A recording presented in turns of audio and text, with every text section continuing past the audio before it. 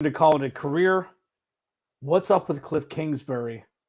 And what should you be rooting for on Sunday against Atlanta? You are Locked On Cardinals, your daily Arizona Cardinals podcast. Part of the Locked On Podcast Network, your team every day.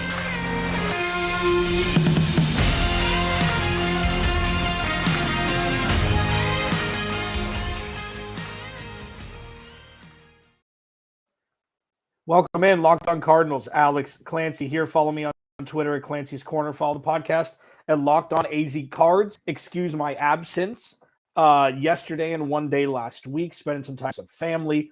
But thank you for making Locked On Cardinals your first listen each and every day. Free and available on all platforms.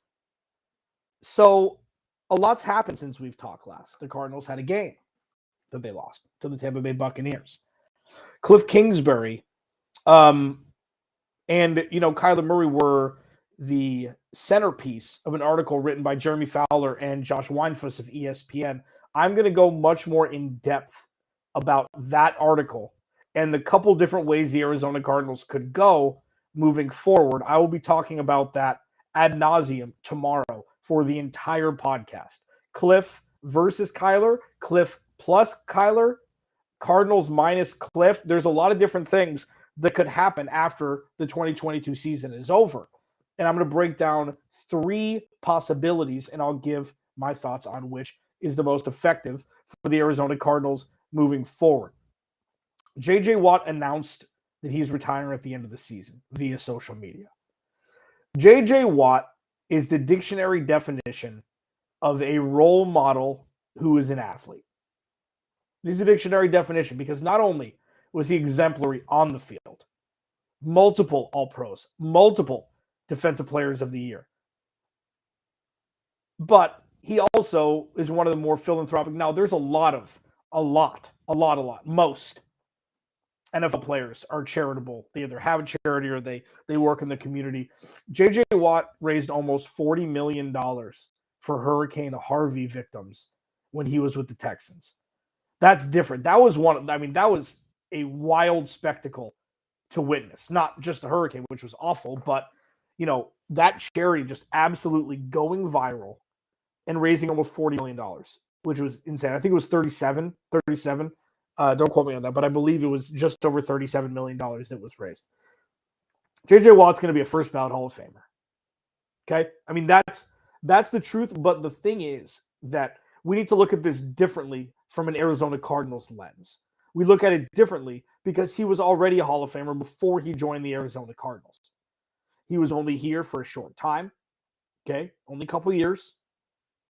But his impact on this organization was much more grandiose than just the 34 games that he will have been on the roster of the Arizona Cardinals when this season is complete. 35, I guess, with the playoff game last year. His impact on this organization will weaken when he's not here anymore. But there's a legacy that he's leaving this organization, even in just being here a short time. It started with him making Zaven Collins roll down the fairway when they were playing golf because he forgot to bring JJ his breakfast when Zaven Collins was a rookie. That was the first thing that JJ Watt did. I tweeted this out, and I stand by it to this day still. J.J. Watt was more of a leader before even playing a game for the Arizona Cardinals than Patrick Peterson was his entire time here. And I stand by that. And that's not a dig at Patrick Peterson right now. I just think that's a truthful statement. But what J.J. Watt did right out the gate was special. And you know why it was special? Because he was just him. This wasn't, I need to make an impact. I need to do this. That's just the type of person that he is. He's a leader.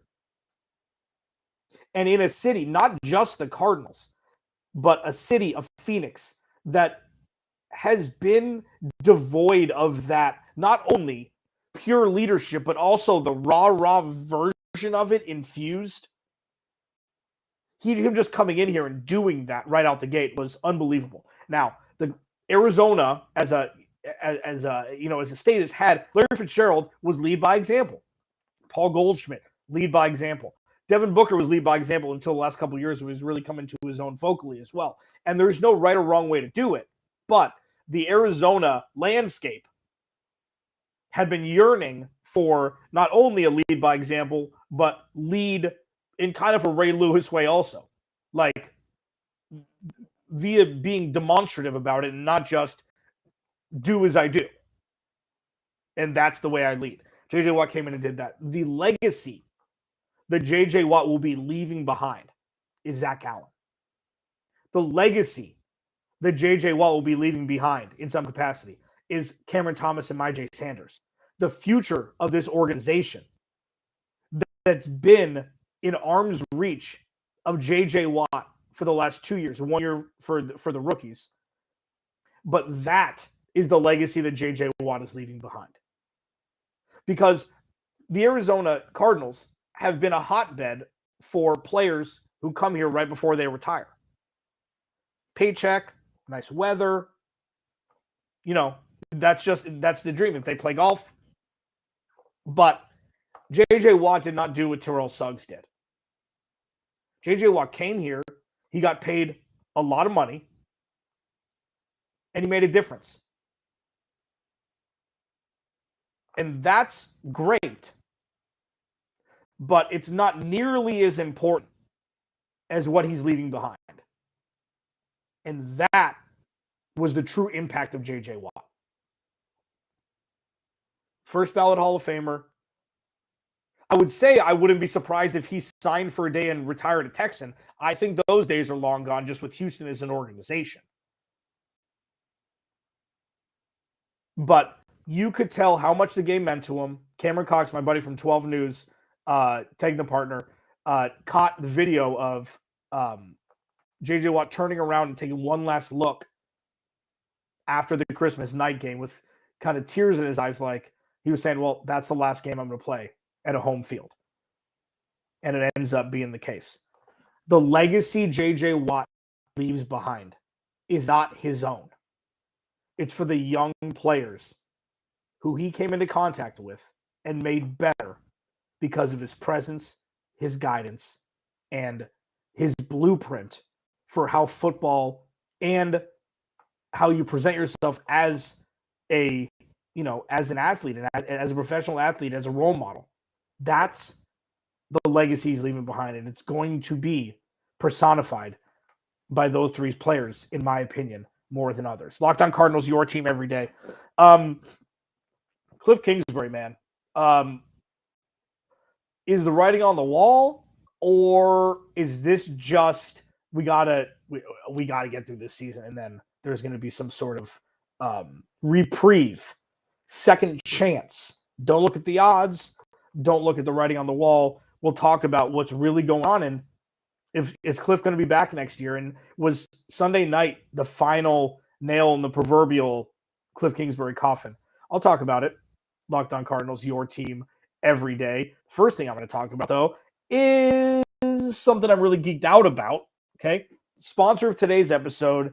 This episode of Locked On Cardinals is brought to you by the mobile game Ultimate Football GM. Ever dreamed of becoming an NFL GM and managing your football franchise? Well, your dream can come true, and this game is definitely for you. Manage every strategic aspect of your team. Play through the season and lead your team to glory. You're responsible for all these things: hiring the right coaches and coordinators, trading players, making draft picks, navigating your franchise through free agency and the draft and all the ups and downs of a full season. All this is a challenging and realistic game like world. Ultimate Football GM is completely free and playable offline. Play on the go, as you want, and when you want to. Locked On Cardinals listeners get a 100% free boost to their franchise when using the promo code Locked On, all caps, in the game store. That's Locked On in all caps. So make sure to check it out today. To download the game, just visit ultimate-gm.com or look it up on the app stores. That's ultimate-gm.com. Ultimate Football GM. Start your dynasty today. There cannot be enough said about J.J. Watt. There cannot be enough said. You know, he's all world. He's a great interview just by being him, and I think that I think it's the right time. Now,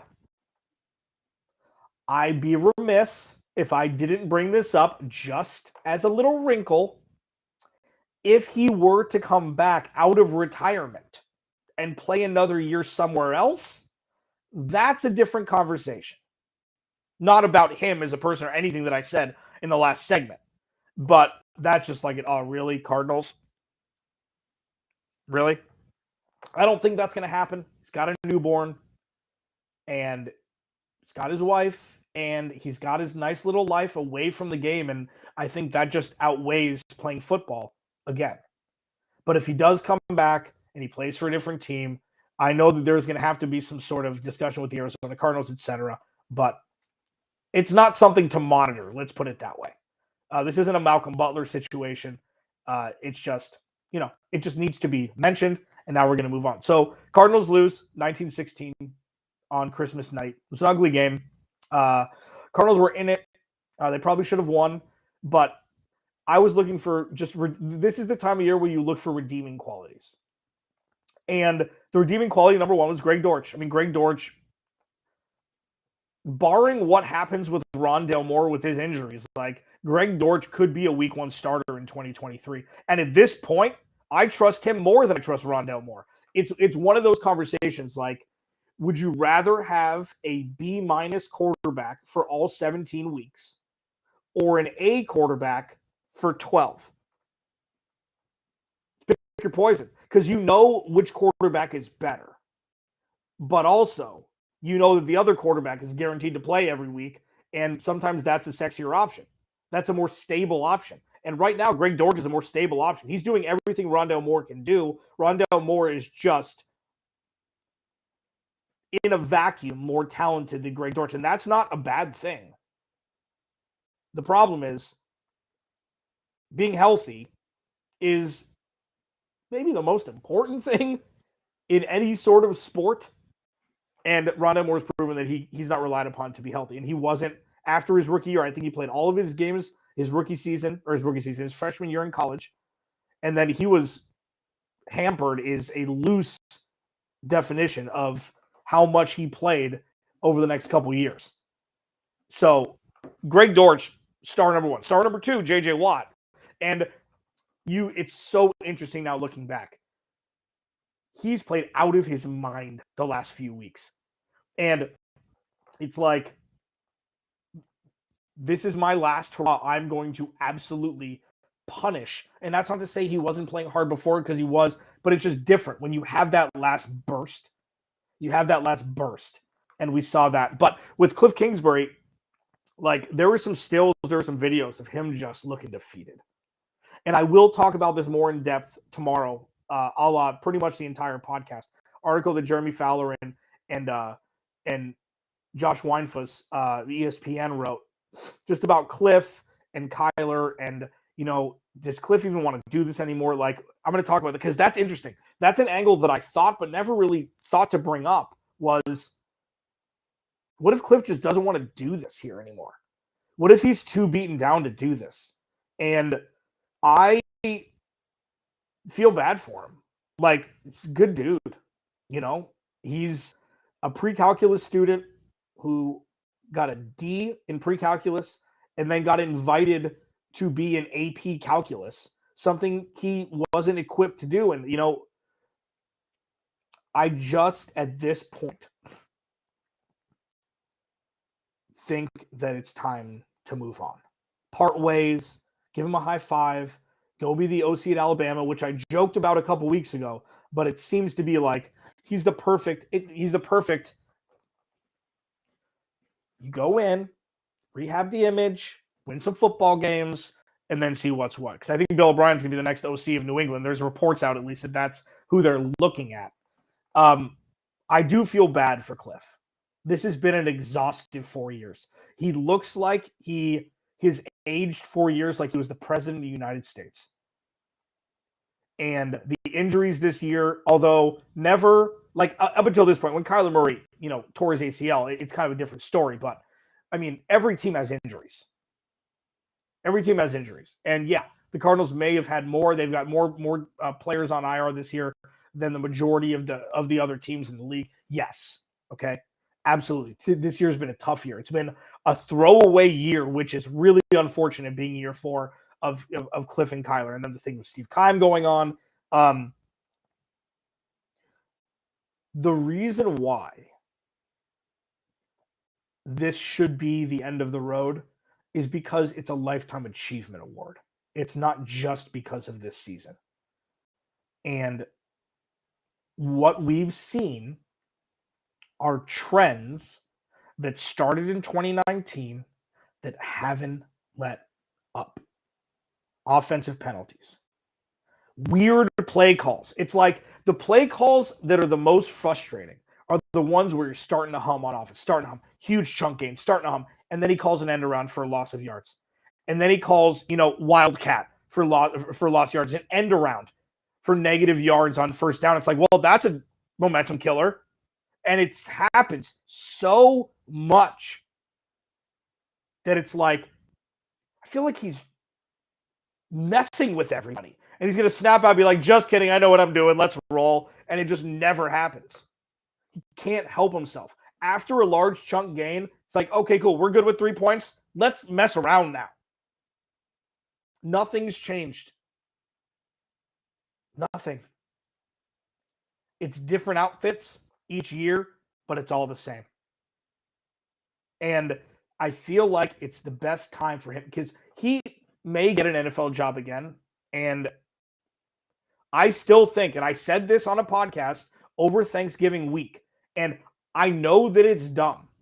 And I know that it's never happened before and it'll never happen. But Cliff Kingsbury's best position with the Arizona Cardinals, if they were to do it over again, is quarterback's coach. Doesn't call the plays. All his job is developing Kyler Murray. That's what it is.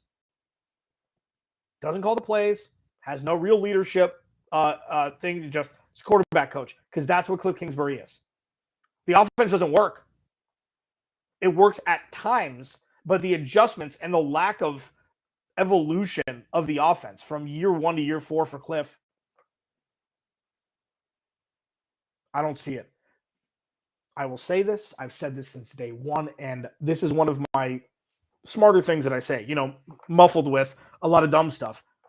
Cliff Kingsbury can put together a great movie trailer with regarding play calling, but the movie usually isn't that good. There are moments in games where it's like, wow, that was the perfect play call. It's not about the peaks. It's about how deep the valleys are. And Cliff's valleys be a hell of an echo. If you yelled echo, be a hell of an echo. So I think it's time. It's exhaustive. I feel bad for Cliff. Oh, Phil, how hard are you going to celebrate his firing? I'm not. Because I never want anybody. Like, it's never been about Cliff Kingsbury as a human, ever. It's never about Steve Keim, any of the players. It's about the avatar of the head coach of the Arizona Cardinals. And the avatar of the head coach of the Arizona Cardinals did not deserve to be hired to begin with. Cliff Kingsbury, nice guy. This is nothing about him. It's about the avatar and the credentials of that avatar who got hired. This isn't news to me. I knew it was going to happen at some point. It should have happened 2 years ago. I'm not going to celebrate it. I'm going to be like, okay, what's next? Is Arizona Cardinals organization is finally taking a turn, removing Steve Keim and Cliff Kingsbury, if that's in fact what does happen. And we will find out one very important thing that I'm going to discuss next. And a lot of people have been waiting for this day. And I will discuss it. Because when I said the Band-Aid gets ripped off this season, there's going to be another Band-Aid that's going to get ripped off next season. And I feel like it's going to be a lot more positive than what we witnessed this season. That's next. Locked On Cardinals, your team every day. Prize Picks, prizepicks.com. Okay?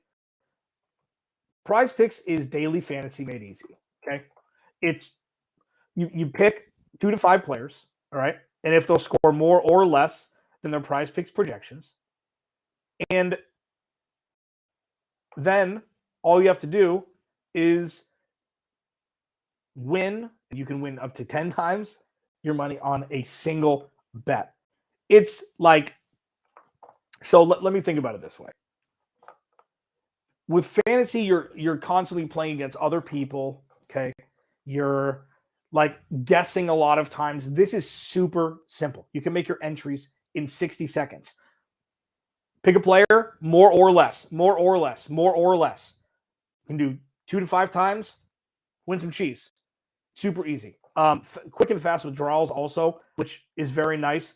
You go to prizepicks.com, type locked on in their at sign up, and you can get a 100% instant deposit match on your first deposit. Go to prizepicks.com, okay? With the instant deposit match, to get it, you need to use promo code locked on at sign up, okay? Very easy, very easy. prizepicks.com, daily fantasy made easy.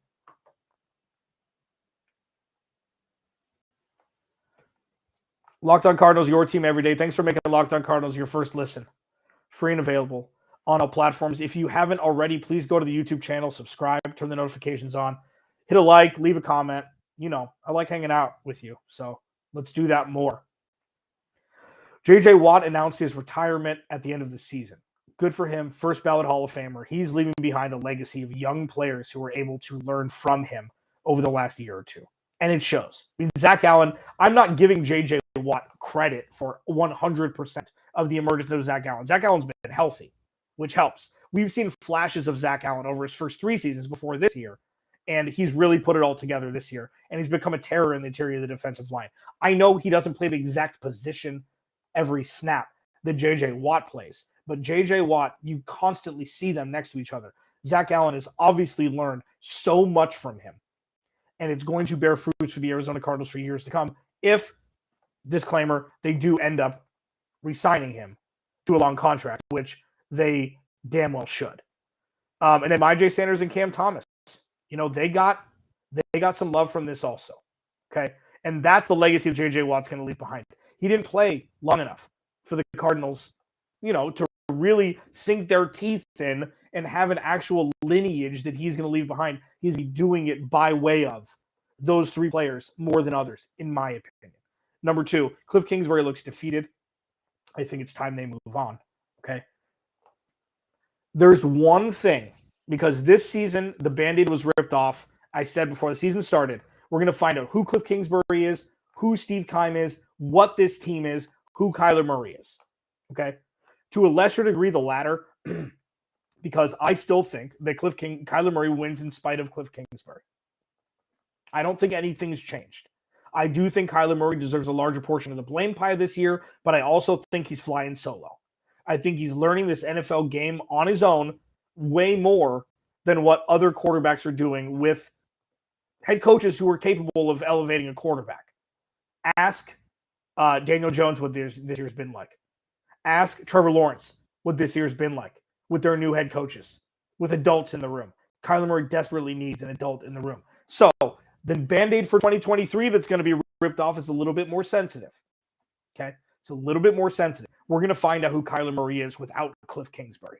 And if Kyler Murray emerges as a top 5 MVP candidate without Cliff Kingsbury, we're going to know. Yes, he's been injured. Kyler Murray has for chunks of his first couple of years in the league. Absolutely. The offensive line was putrid this year with all the injuries. Okay. I don't equate directly Kyler Murray's injuries to the offensive line. Because one, I mean, the non-contact injury, he was in open field. So that was a freak injury that happens a lot, but it's still a freak injury. You never know when it's going to happen when you play it. But we're going to find out in 2023 who Kyler Murray is without Cliff Kingsbury if Cliff Kingsbury's not here. And if that is exponentially better than what we've seen so far, there will be a no doubt about it reason why. Now, conversely, if this is who Kyler Murray is, if it was much less of the 7-0 Arizona Cardinals to start last season and more so the rest, we're going to be having uncomfortable conversations after 2023. We're jumping way ahead, but what we've seen so far, in my humblest of opinions,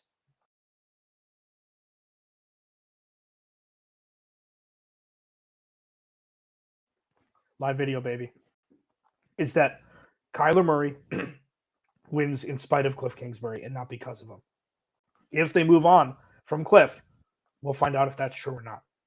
Alex Clancy, Locked On Cardinals. Tomorrow, I will be going deep into the article that Josh Weinfuss and Jeremy Fowler of ESPN wrote about Kyler and Cliff. It's going to be a doozy. You don't want to miss it. Locked On Cardinals. I'll talk to you tomorrow.